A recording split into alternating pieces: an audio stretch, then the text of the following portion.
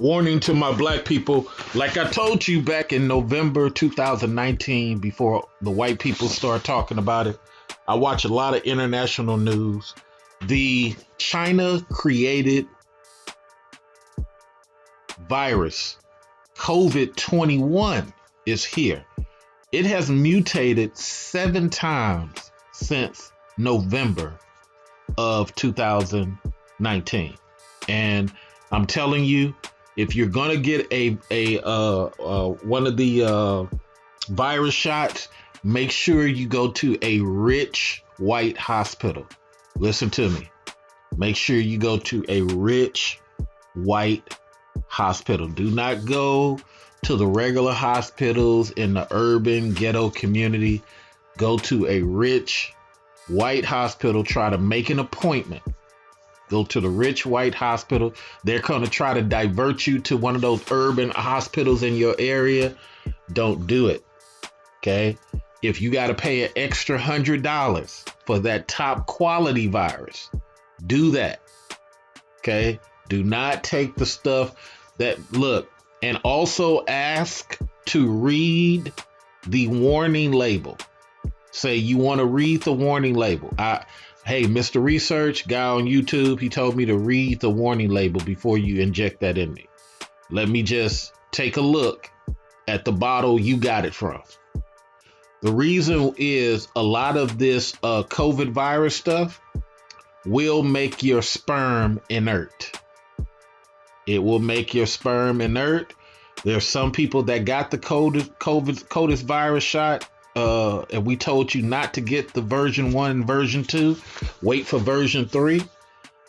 Some of those people got the shot but still caught COVID. There's one guy, he got COVID after Thanksgiving and died within a couple of months.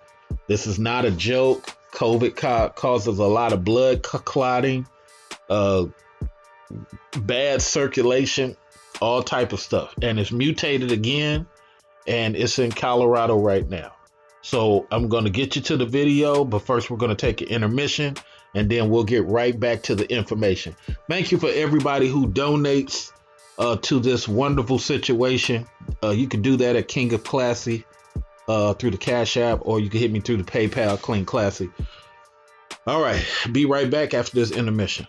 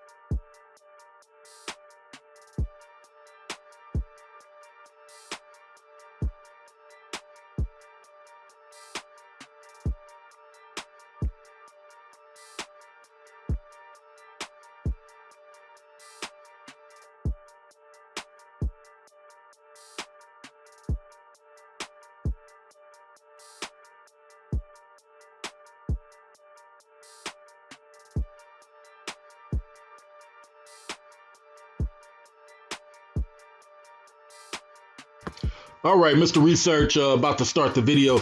You can catch me on my Facebook group. That's where you should be logged into. In addition to the Patreon, I know I got to do a better job on the Patreon. I am very busy.